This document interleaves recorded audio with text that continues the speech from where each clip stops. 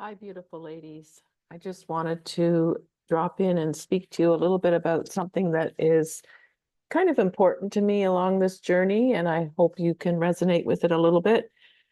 I wrote the Serenity Prayer in my book, as well as I wrote it just now in the app in the course for you.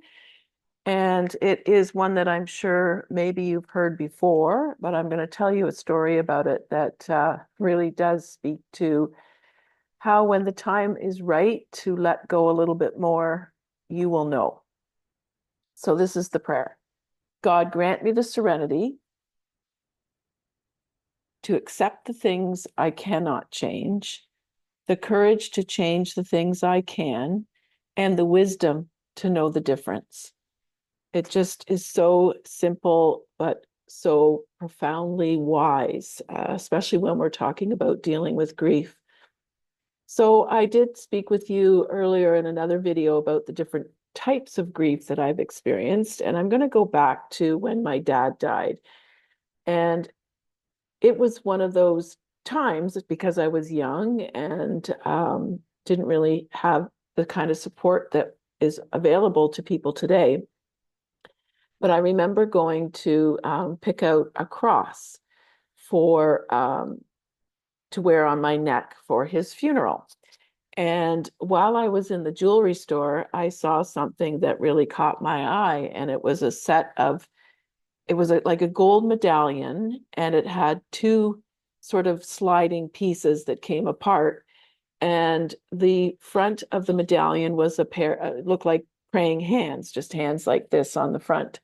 And when you opened it up, it was the Serenity Prayer. And I just knew at that moment I needed to have it. The words spoke to me so, they just meant so much to me because I was realizing that I couldn't change this, but I had to accept it and figure out how to um, know the difference between the two. So I got this little medallion, and forever and ever, I carried it in my purse. And the next time, I just wanted to have it with me. And so when Robbie died, I had it in my hands when I was at his little funeral, and I was holding my hands behind my back, and I had the medallion in my hands. And I guess it was sparkling in the sunlight because it had these little rhinestones around the outside of it. And I remember my brother-in-law coming up to me and saying, Lori, I see you're holding something in your hands. What is it? And I showed him and I told him the story and why it was so important to me. And so moving on from there, I had a colleague and a very dear friend who I taught with who ended up with a very aggressive breast cancer. And she had some really tough treatments because it was moving very, very quickly. So I took the praying hands and I took them to her and I said, Marie, I want you to have these and just keep them on your bedside. Do whatever you want with them. But I want you to have them while you go through this. They've helped me all along. And when you're well, you can give them back to me. Well, she did. She got well. She ended up, her cancer definitely was aggressive, and she did pass away not that long after that. Another story I have of my grief. But she gave the praying hands back to me, and I put them back in my purse. And then I went to look for them because I just felt like I really needed to have them for some reason. I guess maybe when my mom passed away, I can't remember. And they weren't there. I couldn't find them anywhere. They were gone, gone. I was just really upset about it, but I had to once again realize that I couldn't change it. They were gone. And I thought maybe I used to give my purses to thrift shops when I was done with them. So hopefully someone else would get some use. And possibly I didn't check a pocket. And they ended up in a purse that went to someone who bought my purse at the thrift shop. So moving on from there, years and years later, This is after the death of the father of my children and my first husband. I was up at our cottage with my husband now, and there was we were having a little garage sale, like a little community sale along our one of our little rural roads. And I'm walking along and I'm looking at everybody's tables. And I went up to one of the neighbors and she had a whole bunch of things out. And I'm looking at things and, not really paying a whole lot of attention to everything. And then I noticed she had some jewelry and I love jewelry. So I started looking a little closer at the jewelry and I looked down and there was a set of those praying hands. And they even looked tarnished the same way that the other ones had gotten. And both her and her sister wondered what had happened to me because I just went, oh my gosh, oh my gosh, oh my gosh. I was just completely freaked out. And so I picked them up and I told them the story quickly. And she said, I have no idea where those came from. They're not mine. I just had them in all of the jewelry that I wanted to share with someone else. And I put them out on the table. And I said, how much do you want? I was willing to pay her anything for them. And she said, because they mean so much to you, you can just have them, just take them home and do whatever it is you're going to do with them. So since then, I've had them hanging on a picture of actually one of my dogs that just recently passed away, who was my soul doggy, I called her. So I have her picture up and I have the praying hands back.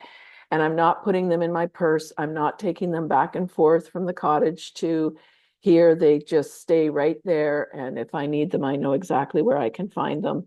So this reason for telling this story is I really believe that we let go. We know that grief is about letting go, and we let go what we can, when we're ready.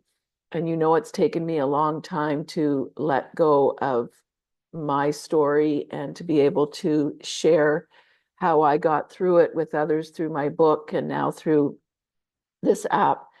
But I believe that those praying hands came back into my life when I was ready to have them and ready to get this message that I needed to write my story and create something else to help women who went through similar grief stories that I did. I really don't have much more to say about it other than I thought it was really another message from the divine, the universe, my spirit guides, whatever you want to believe, that I was moving closer to being able to fully embrace the loss of my son and know that it's okay to let go and then also help others through my story. This chapter, this module is about small wins and little things that you can do to move you forward in your grief and find yourself smiling even for a moment. And when I think back over my journey, there have been many, many things over all the years that I was able to do, starting with small little things. And you can read that in the book if you choose to read it, that have taken me to this point where I can fully release and find purpose in that loss. Anyway, I hope that you can find some strength and some comfort and some hope and love in this prayer. I think the accepting the things that you cannot change, we can't change what happened. It happened. We can't take back time. We can't undo what happened. And the courage to change the things that we can. We can try to do things that help us reach out to people, all the things that I'm speaking about in this course. And hopefully you will experience if you join us in the Grieving Lioness journey. And then the wisdom to know what the difference is. What can you change? And what do you have to just accept? Because it is what it is, and there's no going back. Thank you for listening. I will see you in the next video. Bye-bye.